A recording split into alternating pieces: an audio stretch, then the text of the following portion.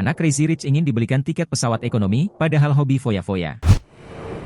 Bagi kaum konglomerat dan kaya raya, liburan ke luar negeri sudah biasa. Saat liburan, penerbangannya pun dipilih yang kelas 1 demi kenyamanan selama perjalanan. Namun lain halnya dengan anak Crazy Rich Malaysia ini. Kacak, anak pengusaha sensasional, Datuk Seri Fida, menolak dibelikan tiket first class ke Swiss. Alih-alih menghabiskan uang 132 juta rupiah demi tiket pesawat saat liburan keluarga, Kacak ingin alternatif lain. Dikutip dari obulan.com pada Jumat, 1 Maret 2024, Kacak tak mau uangnya sia-sia. Dia pun mau tiket penerbangan kelas ekonomi saja. Mama, saya mau naik penerbangan flight biasa saja, ekonomi. Mubazir mama bayar harga tiket sampai 132 juta rupiah, ujar Kacak. Tak disangka, yang dilakukan Datuk Seri Fida justru di luar dugaan. Tak serta-merta menuruti keinginan anaknya, Datuk Seri Fida malah beli 2 jenis tiket pesawat. Datuk Seri Fida melakukan hal ini karena tetap ingin duduk bersama anaknya. Oke, ibu belikan tiket ekonomi untuk ganteng. Kejutan, mama juga membelikan tiket kelas bisnis untuk ganteng, ujar Datuk Seri Fida. Tidak ada yang namanya mubazir Kacak, ibu ingin kita duduk bersama, tulisnya di caption. Sebagai informasi, Datuk Seri Fida dan kedua anaknya, Kacak dan Cik B, baru-baru ini menghabiskan waktu bersama saat berlibur ke Swiss.